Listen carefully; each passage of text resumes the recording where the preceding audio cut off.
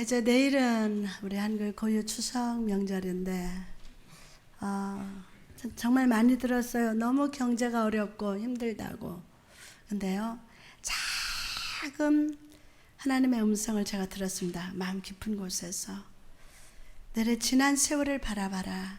한국에 얼마나 60년대, 70년대 얼마나 어려웠습니까?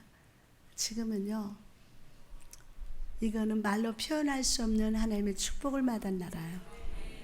근데 가만히 이렇게 살펴보면 우리 믿는 자의 교회의 영적 상태에 따라서 사람들의 그 신음소리가 불평으로도 들리고 원망으로도 들려요.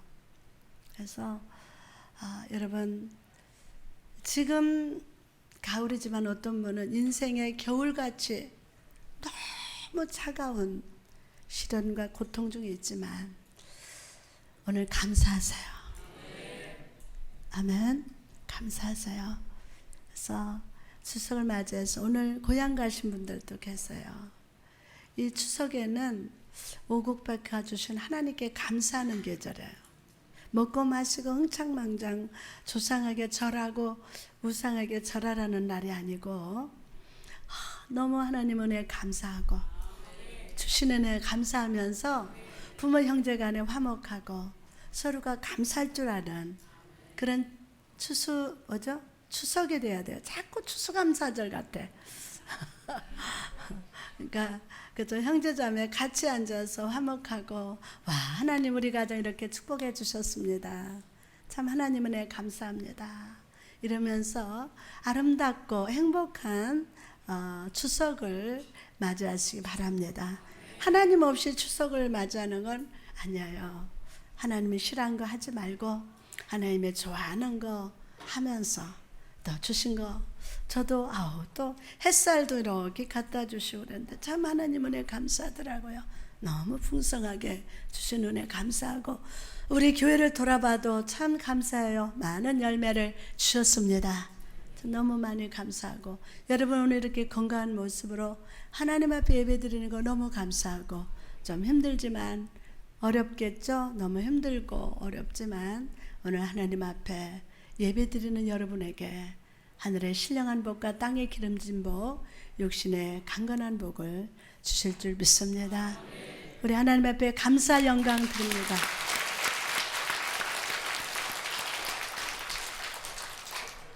오늘은 그 아들의 형상을 본받기 위해 라는 제목으로 은혜를 받고자 합니다. 오늘도 귀한 주일을 허락하시사 하나님 앞에 나오게 하시고 찬양과 감사 예배를 드리게 하신 하나님 은혜 너무 감사합니다. 시편 42편에 보면 시인은 하나님을 향한 아주 갈급함을 이렇게 표현하고 있습니다. 하나님 향해서 하며 갈급함을 표현했는데, 하나님이여 사슴이 신난물을 찾기에 갈급한 같이 내 영혼이 주를 찾기에 갈급하나이다. 누구 영혼이? 내 영혼이. 여러분, 왜 시인은 하나님을 찾는 갈급함을 사슴에 비유한 것일까요? 사슴. 여러분, 이스라엘에서는 가을은 사슴이 짝짓기를 하는 때라고 합니다. 짝짓기 할 때가 오면 암컷 사슴이 이곳저곳을 다니면서 몸에서 특이한 냄새가 낸다고 합니다. 특이한 냄새를 낸대요. 이 냄새를 맡은 수컷은 대부분 몸에 특이한 변화를 나타나는데 바로 타는 듯한 목마름이라고 합니다. 타는 듯한 목마름. 그래서 물을 찾기 위해서 온 벌판을 뛰어다닙니다. 막 목마르고 타니까. 그러나 물을 마시지 못한 갈증의 상태가 계속되면 결국 풍선껌과 같은 식도가 서로 붙어버려서 이렇게 딱 붙어버려서 죽게 된다고 합니다. 그리고 죽으면서 본능적으로 앞발을 땅을 파다가 죽는다고 합니다. 막 땅을 파다가 죽는데요.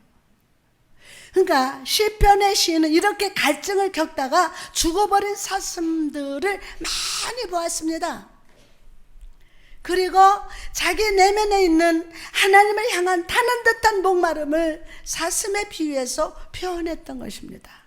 주여, 사슴이 시냇물을 찾아 갈급한같이 내 영이 주를 찾기에 갈급하나이다. 사랑하는 성도 여러분, 우리도 이 세상을 살다 보면 그 누구도 채워줄 수 없는 갈급함을 경험합니다. 그렇죠? 사슴이 시냇물을 찾아 온 들판을 뛰어다니듯 우리에게도 간절히 사모하며 찾아다니는 갈급함이 있습니다. 그것이 무엇입니까? 바로 영혼의 갈급함이며요.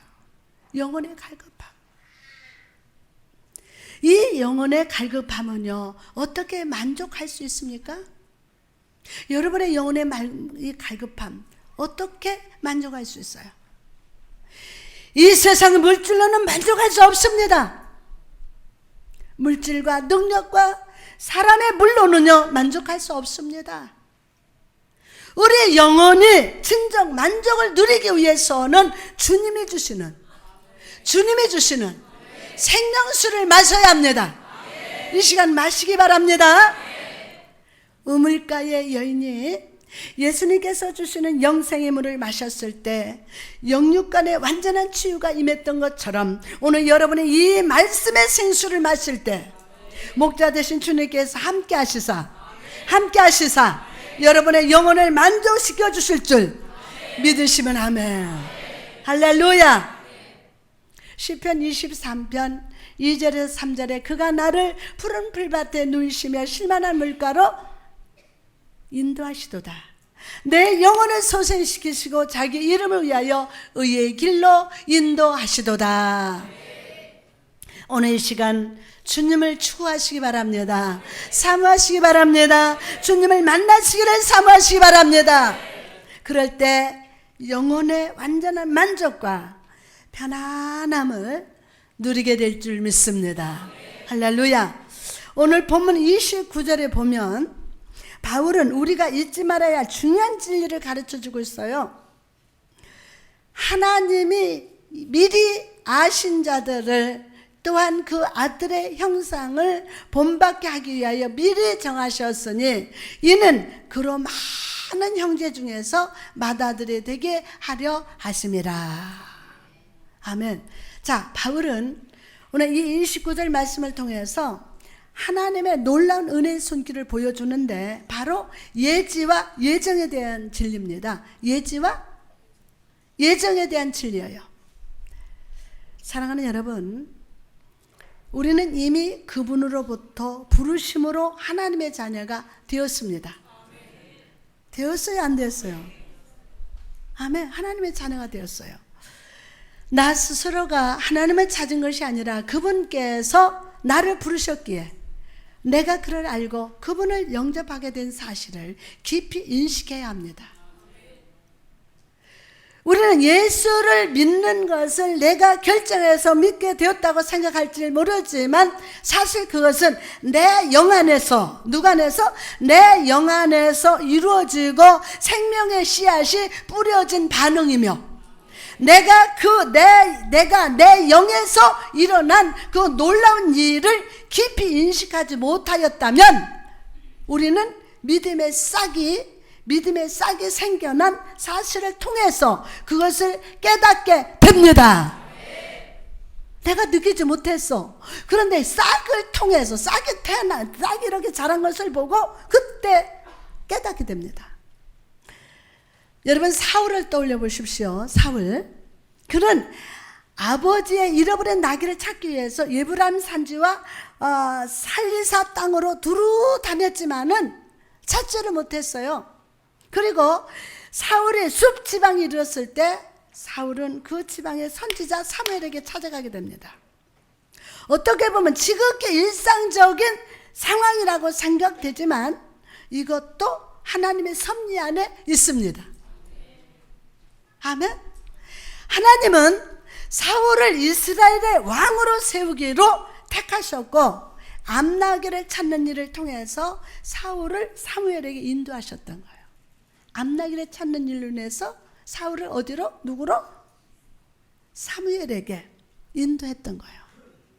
사무엘상 9장 16절에서 17절 말씀 보니까 내일 이맘때에 내가 베냐민 땅에서 한 사람을 내게로 보내리니 너는 그에게 기름을 부어 내 백성 이스라엘의 지도자로 삼으라. 그가 내 백성을 블레셋 사람들의 손에서 구원하리라. 내 백성의 부르짖음이 내게 상달되었으므로 내가 그들을 돌보았노라 하셨더니, 사무엘이 사울을 볼 때에 여호와께서 그에게 이르시되 보라, 이는 내가 내게 말한 사람이니 이가 내 백성을 다스리리라 하시니라. 우물가의 여인을 한번 떠올려 보십시오. 우물가 여인. 이 여인도 언제나처럼 사람들의 발걸음이 뜸한 오후에 물을 들어 나왔습니다.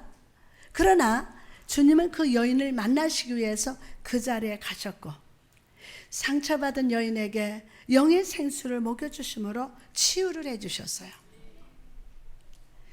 요한복음 4장 13절에서 14절에 예수께서 대답하 이르시되 이 물을 마시는 자마다 다시 목마르거니와 내가 주는 물을 마시는 자는 영원히 목마르지 아니하리니 내가 주는 물은 그 속에서 뭐라? 그 속에서 영생하도록 솟아나는 샘물이 되리라.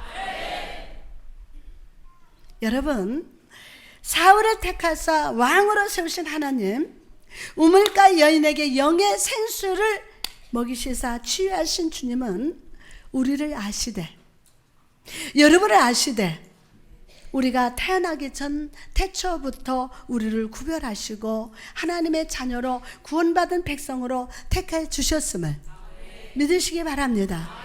구원받은 백성으로 택해 주셨어요.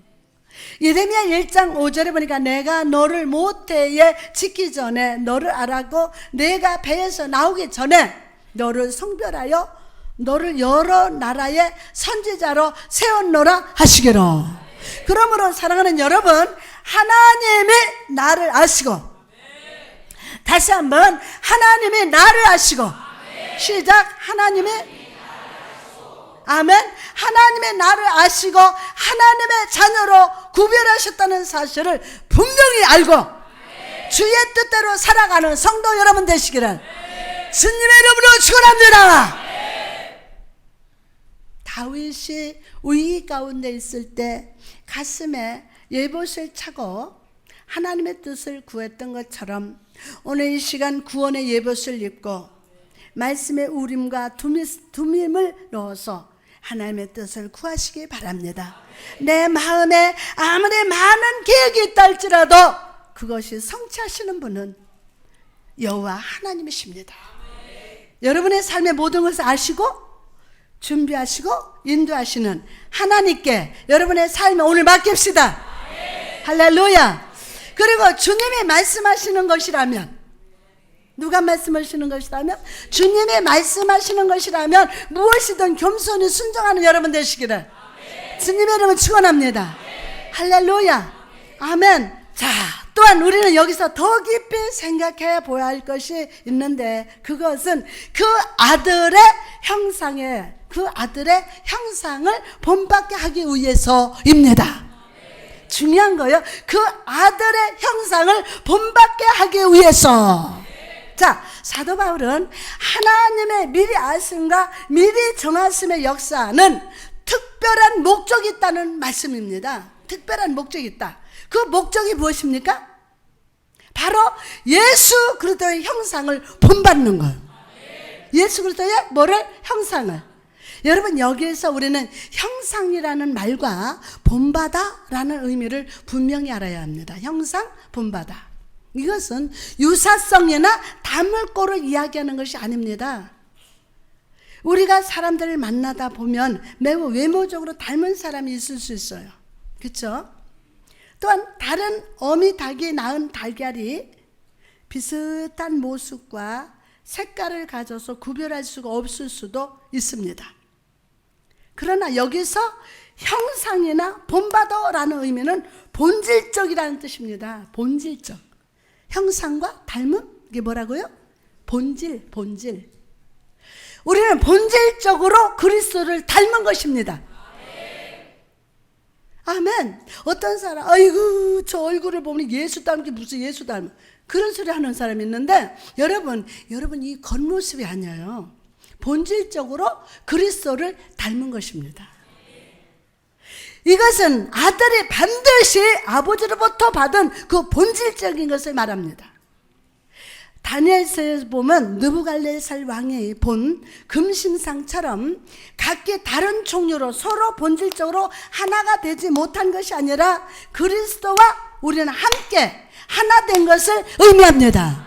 그리스도와 함께 하나 됐습니다.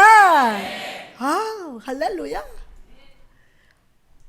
다시 말해서 그리스도가 머리이며 우리는 몸을 구성하는 지체라는 사실입니다. 요한복음 15장 5절에 보니까 나는 포도나무요 너희는 가지라 그가 내 안에 내가 그 안에 거하면 사람이 열매를 많이 맺나니 나를 떠나서는 너희가 아무것도 할 수 없습니다. 여러분, 하나님이 우리를 미리 아시고 십자가로 구원해 주시며, 하나님이 미리 아시고 십자가로 구원해 주시며 구원받은 자녀로 선택하신 이유가 무엇입니까? 그것은 빛 대신 예수 그리스도와 함께 연합하여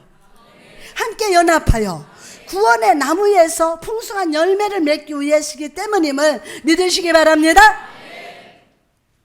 그럼 우리가 구원의 빛 대신 예수 그리스도 안에 거할 때 누리는 축복이 무엇입니까? 누리는 축복, 첫째로 생명이 임합니다. 옆 사람한테 생명이 임합니다. 할렐루야. 여러분, 지구상에 존재하는 모든 생명은요 빛을 통해서 생명을 얻습니다. 그렇죠? 빛을 통해서 모든 생명은 빛을 통해서 생명을 얻습니다. 꽃이나 식물도 광합성을 통해서 뿌리가 자라고 줄기가 자라고 꽃을 피는 생명의 성장을 이룹니다. 그러나 빛은 생명을 자라게 할 뿐만이 아니라 생명에는 모든 곰팡이를 멸균하는 능력이 있습니다. 아멘. 자, 과학자들이 연구를 해보니까 사람도 햇빛을 오랫동안 보지 않으면 이 눈동자 속에도 곰팡이가 생긴다고 합니다.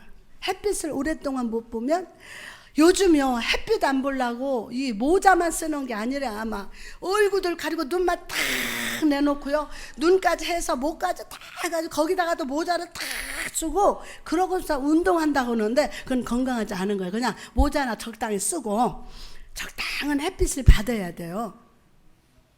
아멘 아니요? 이 햇빛을 못 보면 이 눈동자 속에도 뭐가 생겨요? 곰팡이가 생긴다고 합니다. 그러고 나면 뭐가 생겨요? 우울증이 생깁니다. 왜냐하면 햇빛을 보지 않으면 몸 안에 멜라토닌이라는 호르몬이 나오지를 않는데 이 멜라토닌이 없으면 사람을 가라앉게 만드는 수면 작용이 생기고 우울증이 생긴다고 합니다. 요즘에 살아가는 성도들 눈을 보면 제약의 어두운, 상처의 어두움, 세상의 어두움 가운데 머물다가 영의 눈에 곰팡이가 낀 자가 있어요. 여러분 봅시다. 영의 눈에 혹시라도 여러분 곰팡이가 끼진 않았는지. 너무 어두운 것에 거하다 보니까 영적으로 우울증에 걸린 자도 있습니다. 때문에 말씀을 들어도 마음이 기쁘지 않고 삶 속에 하나님 은혜의 손길이 나를 돌보고 있음에도 불구하고 그 손을 바라보지 못합니다. 그 손을 바라보지 못해요. 말씀을 들어도 기쁘질 않아요. 그냥 오늘 설교하니까 듣는 거지 머리로 듣는 거예요. 여러분 말씀을 들을 때 오늘 기뻐질저다. 말씀은 생명이다. 저는요 교회에 특별한 일을 안 하려고 그래요.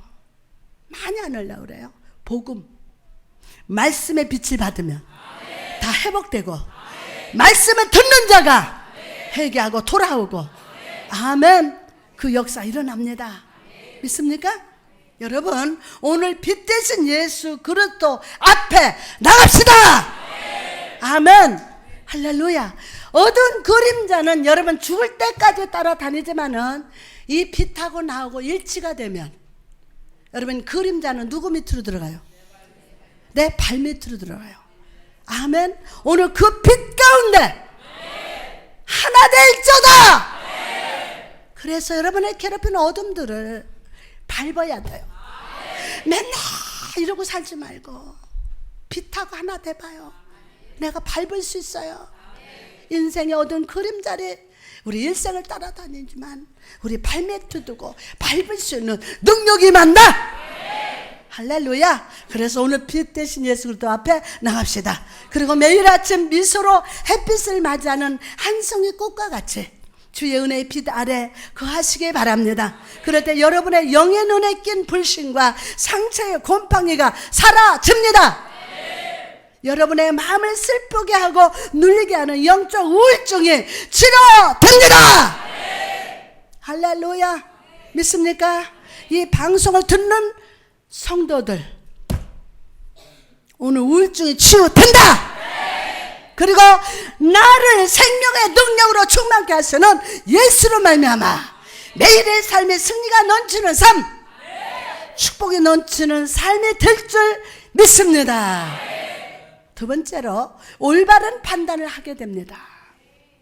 우리가 아무리 좋은 옷을 입고 있어도 어두운 곳에 있으면 그 옷이 좋은 옷인지 안 좋은 옷인지를 구별할 수가 없어요.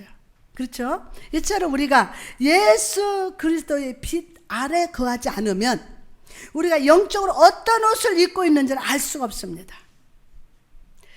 출애굽기에 나온 바로 왕을 떠올려 보십시오.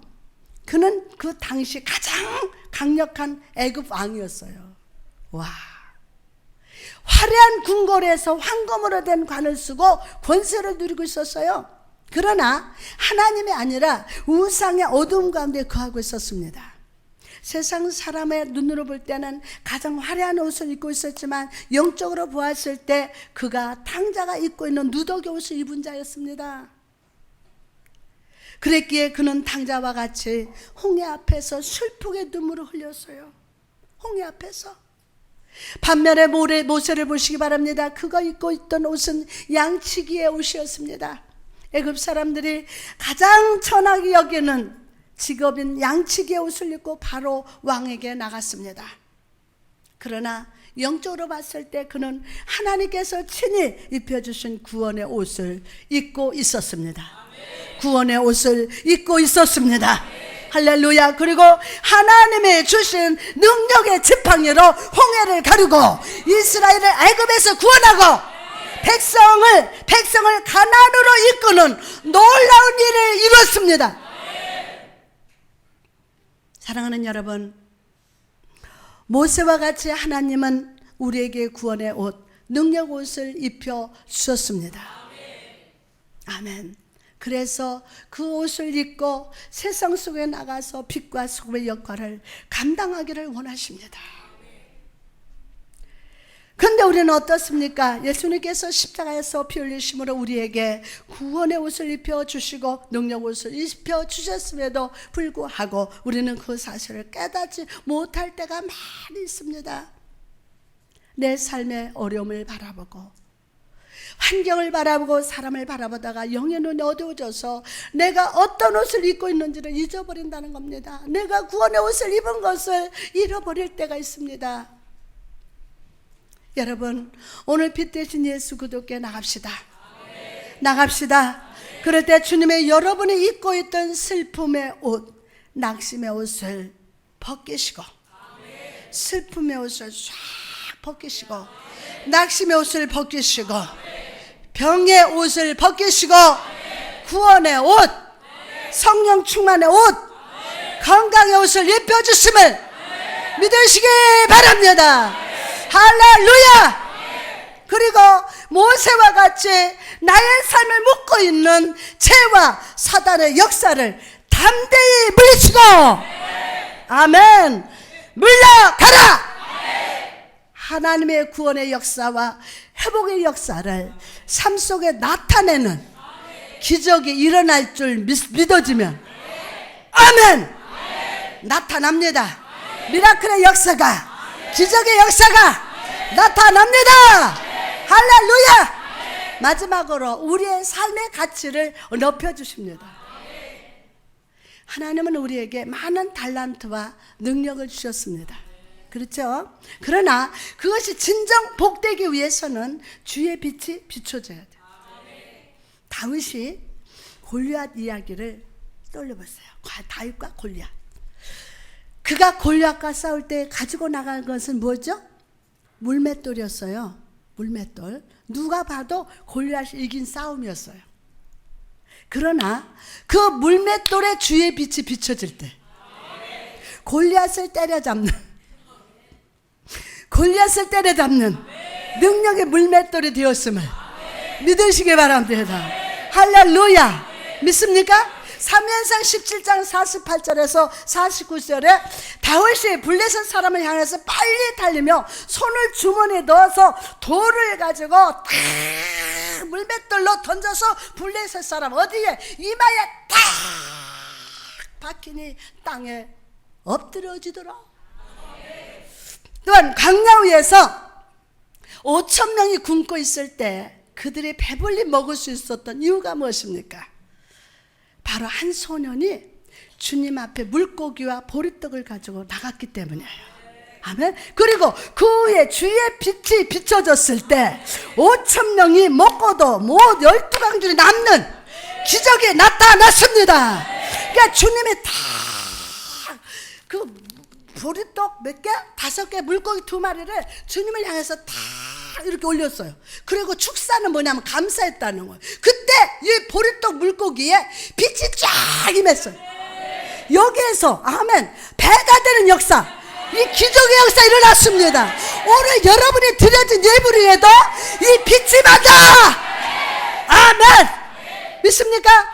여러분, 오늘 여러분은 어떤 재능과 달란트와 능력을 가지고 계십니까? 어떤 물질을 가지고 있습니까? 오늘 빛이 맞춰다. 여러분이 보기에 그것이 하찮아 보이십니까? 여러분 보기에 하찮아 보일지 모르지만 주님 보시기에 가장 귀하고 가치 있는 것임을 믿으시기 바랍니다. 할렐루야. 아니 나는 아무것도 몰라. 나는 모르긴 뭘 몰라. 오늘 빛이면 하나님의 능력 역사 나타난다. 능력으로 붙잡혀서 하나님께 쓰임받게 된다.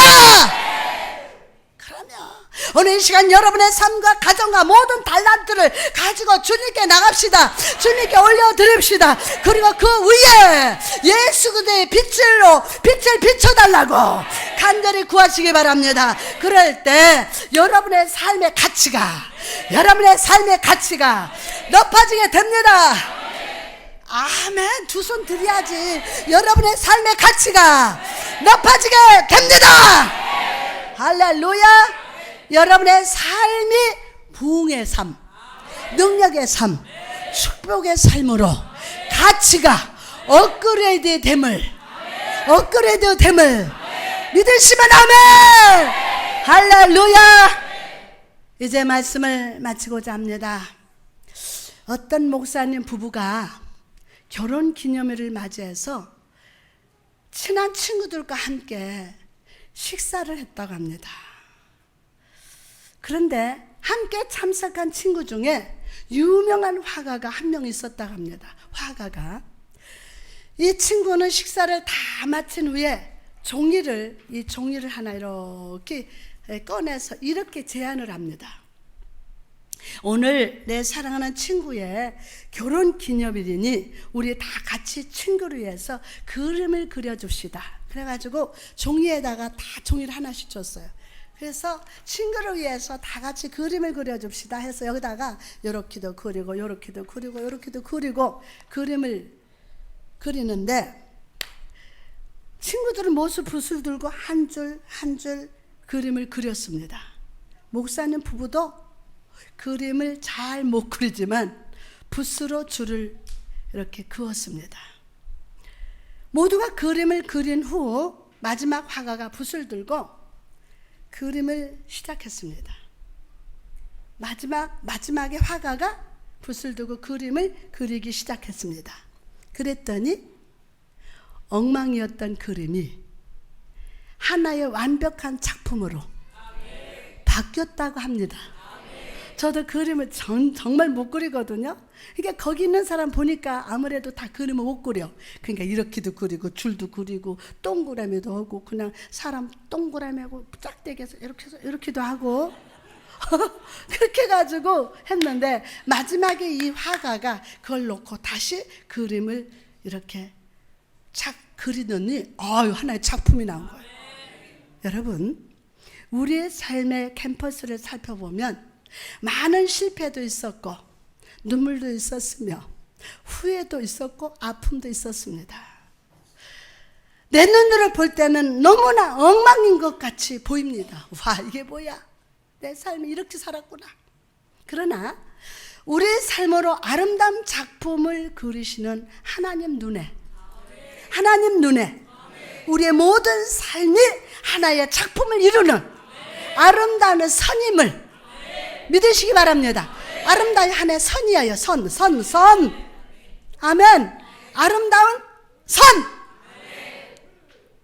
그러므로 삶이 힘들다고 하나님을 향해서 원망하거나 불평하지 말고 예수 그리스도 빛 아래 항상 거하시기 바랍니다. 할렐루야. 누구 아래? 예수 그리스도 아래 항상 거하시기 바랍니다. 시편 기자가 여호와를 간절히 갈급하다고 고백한 것처럼 하나님을 갈망하시기 바랍니다. 그럴 때 우리의 삶이 하나님의 손길 아래서 아름다운 작품으로 변화될 겁니다. 할렐루야. 보니까 여러분의 캠퍼스 다 도화지를 보니까 엉망으로 그려놨어. 그냥 막 이렇게도 그러고 이런데 아멘. 마지막 화가 되신 우리 성령님이 오늘 이 시간 그리기 시작한다. 아멘. 시편 23편 6절에 보니까 내 평생의 선하심과 인자심 반드시 나를 따르리니 내가 여호와의 집에 영원히 거하리로다. 할렐루야.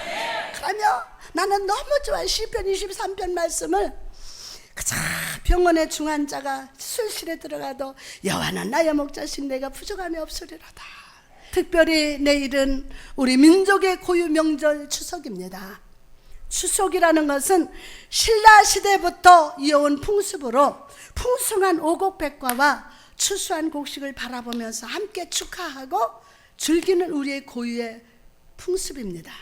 여러분, 그러나 우리는 이 풍습을 그저 편하게 먹고 즐기는 것으로 보내서는 안 됩니다. 하나님께서 나의 삶 속에 은혜를 주시고 아멘. 축복해 주시고 이른 비와 늦은 비를 내려주셔서 풍성한 축복의 열매를 맺게 하신 것을 기억하며 하나님께 감사하며 찬양하고 예배함으로 추석을 보내는 지혜로운 성도가 되어야 합니다. 그럴 때 영적인 화가 되시는 주님께서 여러분의 감사를 기쁘게 받으시고 은혜의 붓을 드시사 아멘. 자, 은혜의 빛을 쫙 드시사 여러분의 추석을 아름다운 추억으로 바꿔주실 걸 믿으시면 아멘.